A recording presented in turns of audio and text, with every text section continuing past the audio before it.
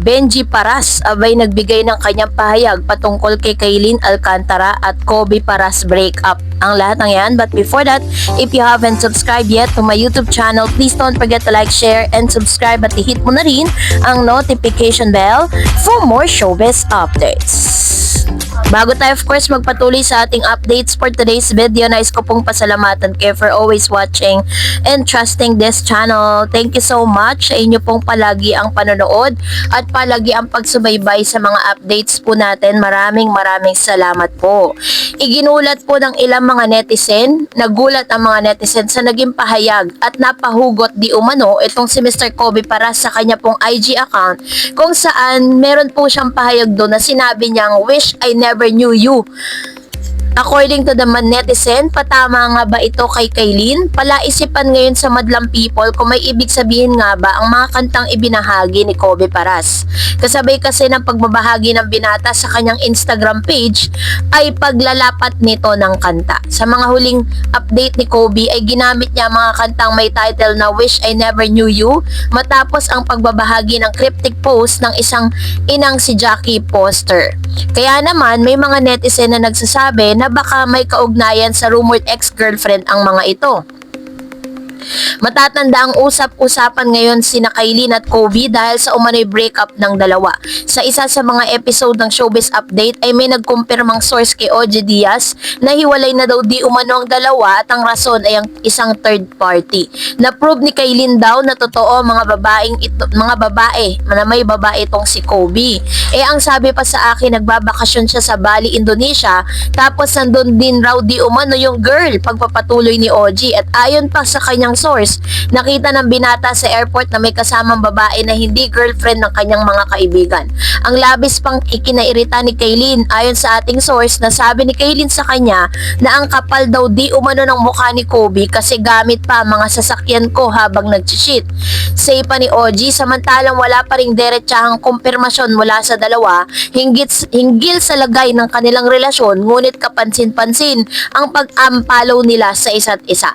Dahil dito ay naglabas din ng ilan sa mga posts itong si Miss Jackie Foster na ina ni Mr. Kobe Paras na may tatak or meron pong caption na "Mama with resibo", post ni Jackie Foster patama kay Kaylin Alcantara.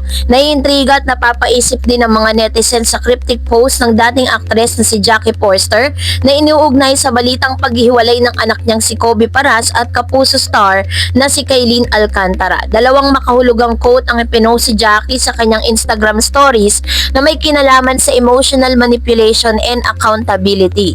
Mababasa sa unang quote ang mensaheng, "When someone realize they can no longer manipulate you, they rewrite the story to protect themselves. Because telling the truth would require them to face the harm they cause and to sit with everything they've been avoiding within themselves." So ganito nga makahulugan ang mga post ng ina ni Mr. Kobe Paras. "It's easier to deny, deflect, and distort than to take accountability. So instead of owning their behavior, they create version of the story where you're the problem.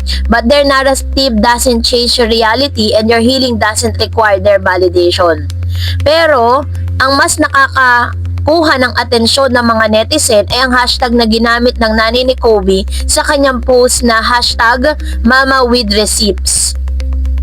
Kasunod nito ay isa pang IG story ni Jackie na naglalaman ng manipulation is when they focus on you, how you react instead of how they treated you.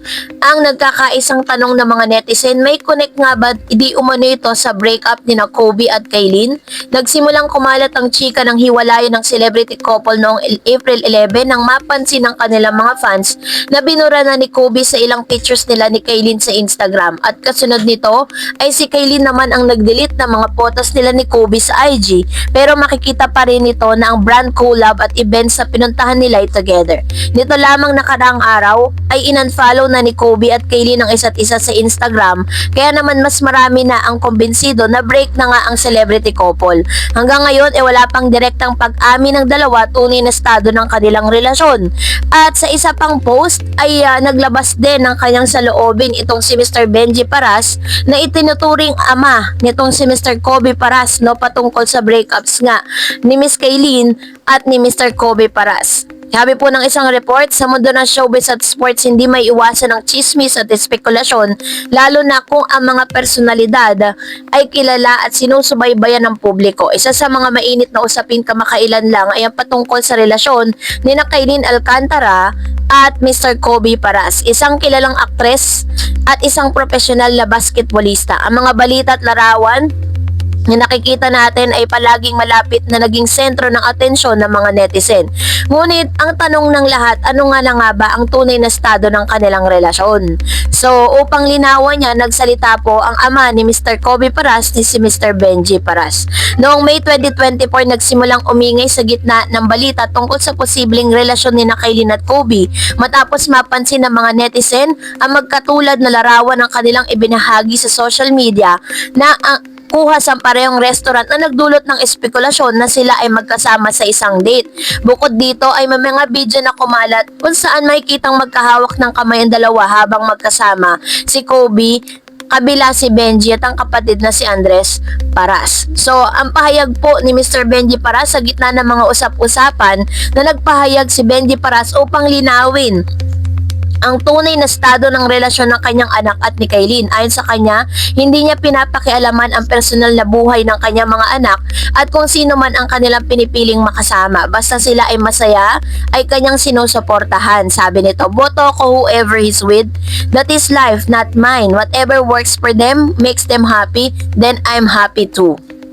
Samantalang si Kailin naman ay nagpahayag din ng kanyang saloobin tungkol sa mga kumakalat na balita. Ayon sa kanya, hindi niya obligasyon na ipaliwanag sa publiko ang tunay na estado ng kanyang personal na buhay.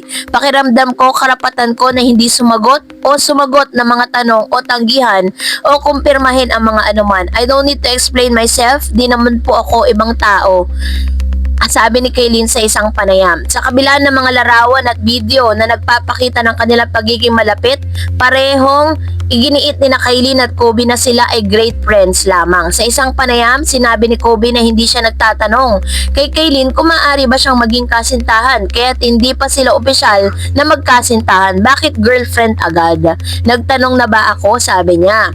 Ang pagiging malapit ni Kailin sa pamilya ni Kobe ay hindi rin nakaligtas sa mga mata ng publiko. Sa isang video na kumakalat, nakikitang kasama ni Kailin ang pamilya ni Kobe sa isang outing na nagpapakita ng kanilang magandang samahan. Ito ay nagpapahiwatig ng pagtanggap ng pamilya Paras kay Kailin, bagamat hindi pa opisyal na kinukumpirma ang kanilang relasyon. Sa huli, nananatiling pribado ang tunay na relasyon ni Kailin Alcantara at Kobe Paras, bagamat may mga indikasyon ng kanilang pagiging malapit, parehong pinipili ng dalawa na huwag magbigay ng konkretong pahayag tungkol dito. Ang suporta ng pamilya Paras at ang kanilang mga sariling pahayag ay nagpapakita ng respeto sa kanilang personal na desisyon. Sa ngayon, ang publiko ay kailangan maghintay at igalang ang kanilang privacy habang sila ay naglalakbay sa kanilang personal na buhay. And that's it for today. For more videos and updates, please don't forget to like and subscribe, and please don't forget to follow my Facebook page, DarEds TV. God bless everyone!